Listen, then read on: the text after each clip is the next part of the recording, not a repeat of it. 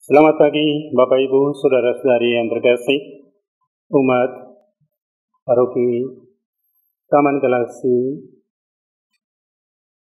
yang terkasih. Kita berjumpa lagi dalam renungan live streaming dari San Barto YouTube dengan tema Jangan Melalaikan Keselamatan Tidaklah Datang Dua Kali.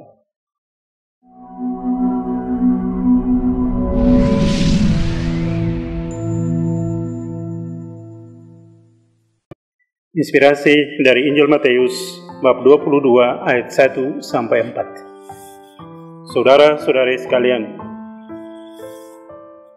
saya mengawali dengan pengalaman saya.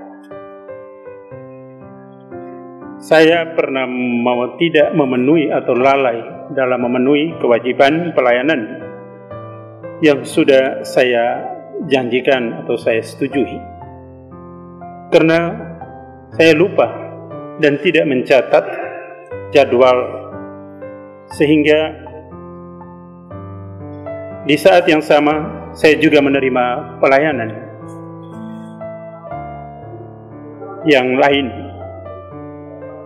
Walaupun saya berhasil mengatasi masalah tersebut dengan mencari pengganti romo yang lain, namun kelalaian itu telah mengecewakan umat dan juga sangat turut berpengaruh pada citra imamat saya sebagai seorang imam. Dalam nuansa yang berbeda, kisah Injil pada hari Minggu ini memperlihatkan hal yang sama, yakni kelalaian dan akibatnya. Orang yang tidak memenuhi undangan dalam kisah Injil tidak selalu memiliki alasan yang buruk. Pertama, ada yang pergi ke ladangnya, berarti bahwa dia bekerja dan dia harus mengawasi pekerjaan itu. Yang kedua, pergi mengurus usaha, berarti ia dalam perjalanan bisnis. Menunda pekerjaan atau lalai dalam pekerjaan itu akan mendatangkan kerugian yang besar.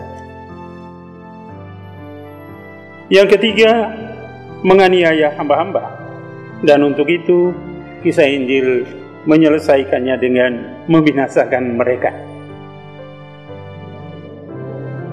Tetapi yang lain yang sudah disebut tadi, yang mengurus usaha dan kerjanya, apakah mereka layak disalahkan?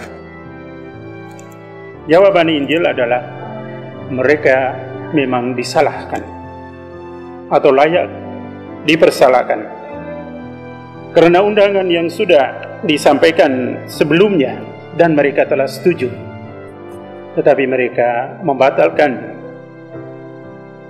karena perhatian mereka tersita oleh hal-hal yang lain, sehingga kesempatan untuk ambil bagian dalam perjamuan pesta tersebut menjadi hilang. Mereka ini dapat digolongkan orang yang mengabaikan keselamatan dan sukacita yang diberikan oleh Tuhan. Saudara, perumpamaan ini disampaikan bukan hanya kepada umat Israel, tetapi sekarang kepada kita semua. Kita memang bukan undangan yang istimewa, tetapi kita dapat menyampaikan bahwa kita diuntungkan karena ketegaran hati dari orang Israel pada zaman dulu. Kita menjadi orang yang terhormat, meskipun kita orang jalanan, dalam arti kita adalah orang berdosa.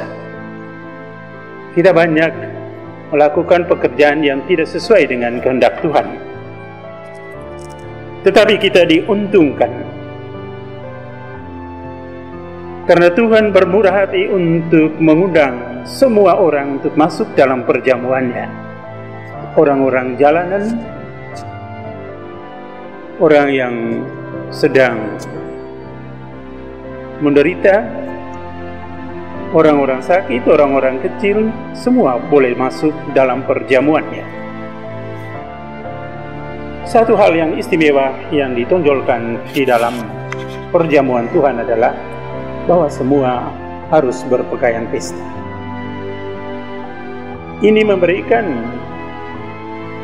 makna dari suatu keikutsertaan dalam suatu pesta, yakni bahwa kita harus menjadi seorang yang baru,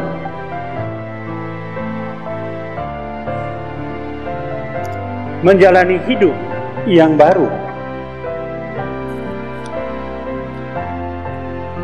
Kita harus melakukan apa yang menjadi kehendak Tuhan.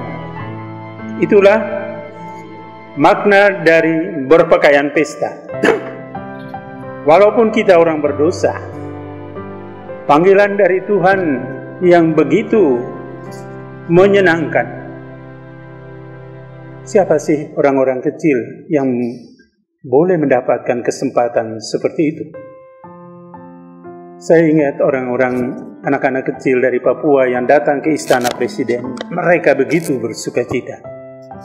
Seumur-umur kesempatan seperti ini mungkin tidak akan diperoleh. Mereka mendapatkan itu. Dalam suasana kegembiraan dan sukacita seperti itulah semua orang yang diundang. Karena belas kasihan Tuhan dan disadari belas kasihan Tuhan itu mendorong kita untuk berubah menjadi manusia yang baru, melakukan pekerjaan yang sesuai dengan kehendak Tuhan, meninggalkan pekerjaan kita yang buruk di masa yang lalu, dan boleh mengalami sukacita di dalam pesta yang diberikan oleh Tuhan. Saudara-saudari yang terkasih, secara khusus kita dapat mengalami itu dalam perayaan Ekaristi. Itu adalah perayaan lambang, perayaan dan dari panggilan Tuhan. Kita datang ke Ekaristi karena dipanggil Tuhan dan kita merayakan pesta yang disediakan oleh Tuhan. Di dalamnya kita bersatu dengan Tuhan dan mendapatkan aliran kebaikan.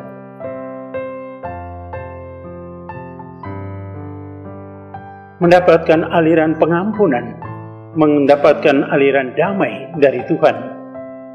Dan inilah yang menjadi dasar sukacita kita bersama. Saudara-saudari yang terkasih, marilah kita senantiasa siap sedia dalam keadaan apapun untuk memenuhi panggilan Tuhan untuk menjadi lebih baik, untuk dapat mengalami sukacita, bahkan akhirnya memperoleh keselamatan. Ingatlah, keselamatan tidak datang dua kali. Mari kita manfaatkan. Tuhan memberkati. Amin.